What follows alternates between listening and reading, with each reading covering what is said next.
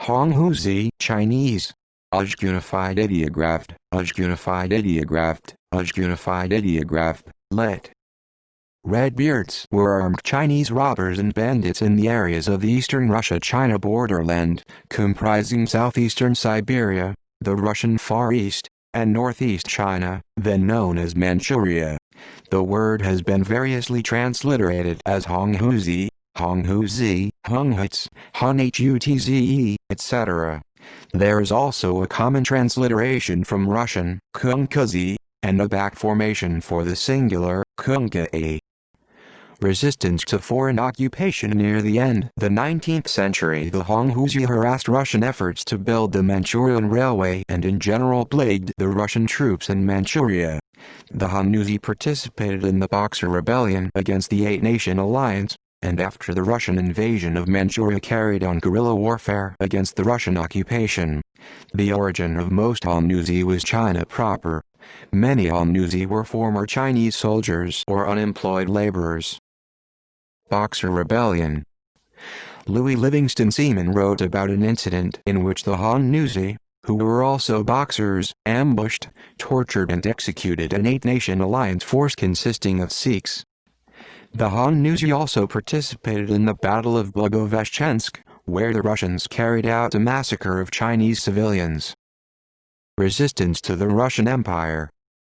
Many parts of the country were infested by the Honghuzi. The term Honghuzi itself may have originally been applied during the 1600s to the Russians by the Chinese, since it meant red-bearded. Indigenous peoples of Amur were attacked by these Russian redbeards, but the name was later changed to apply to Chinese bandits only. Honghuzi raided Russian settlers in the Far East region during the 19th and 20th centuries. In one incident, the Honghuzi attacked the Hiek family, kidnapping Fridolf Hiek's son and killing his servant and wife in 1879. The war correspondent Douglas Story mentioned an incident where one Honghuzi killed several Russian Cossacks before succumbing to return fire. I have seen a solitary Honghuzi, pursued by a Cossack patrol, calmly dismount from his pony and engage an entire satya with his solitary rifle. Kneeling in a field of Kyaolang stubble, alone and unsupported, he deliberately picked off the men with his Mauser until the Russians pulled themselves sufficiently together to end his sharpshooting with a volley.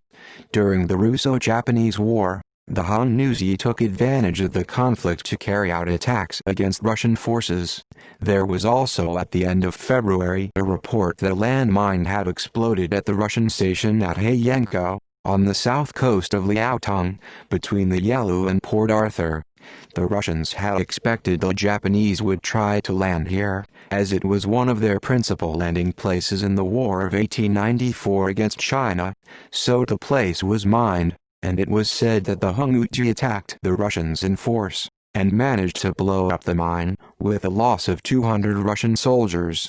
There were numerous other outbreaks of the Honghuzi, who seemed to have carried on a sort of guerrilla warfare against the Russians all the time. Dr. Seaman observed the Chinese Honghuzi in action against the Russians during the war, as described in The Nation magazine. He had some amusing and exciting experiences with the Hunhuzes, Chunchuzes, ex-bandits, now nominally Chinese soldiery, many of whom were operating as guerrillas on the Russian flank and communications under Japanese officers, as is charged. The Japanese had in their employ Zhang Zuolin, Chang Tsolin, a famous Honghuzi leader who led his men against the Russians. One Russian position was swarmed by around 500 Honghuzi. Russian casualties reached 20 wounded and dead before the Honghuzi were driven away. The Chinese imperial troops let the Honghuzi roam freely, since many of them used to be comrades, as described by Dr. Seaman. They cannot be caught, the plain truth being that the best of fellowship exists between them and the imperial troops, their old comrades of yore. Seaman also mentioned the reason for the Honghuzi hatred towards the Russians. The Chinaman, be he Honghuzi or peasant, in his relation to the Russians in this conflict with Japan has not forgotten the terrible treatment accorded him since the Muscovite occupation of Manchuria. He still remembers the massacre at Lugoveshchensk when nearly 8,000 unarmed men, women, and children were driven at the point of the bayonet into the raging Amur, until, as one of the Russian officers who participated in that brutal murder told me at Chen Wangtao in 1900, the execution of my orders made me almost sick, for it seemed as though I could have walked across the river on the bodies of the floating dead. Not a Chinaman escaped, except 40 who were employed by a leading foreign merchant who ransomed their lives at 1,000 rubles each. These, and many even worse, atrocities are remembered, and now is their moment for revenge. So it was easy for Japan to enlist the sympathy of these men, especially when emphasized by liberal pay, as is now the case. It is believed that more than 10,000 of these bandits, divided into companies of from 200 to 300 each and led by Japanese officers, are now in the pay of Japan. Zheng Zuolin's forces. Zheng Zuolin commanded a large army of Honghuzi, who were allied to the Japanese during the war.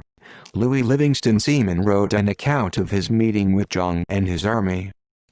Attacks on Japanese. Some Honghuzi also attacked Japanese forces in Manchuria. A Japanese officer told Fred Arthur Mackenzie that, "Sometimes the robbers come and fire shots into our houses at night time. If we did not make thick earthen ramparts around, we would be killed." Other conflicts. In 1937, the Honghuzi were recruited to fight alongside Republican forces in northeast China. See also Shanlin. Notes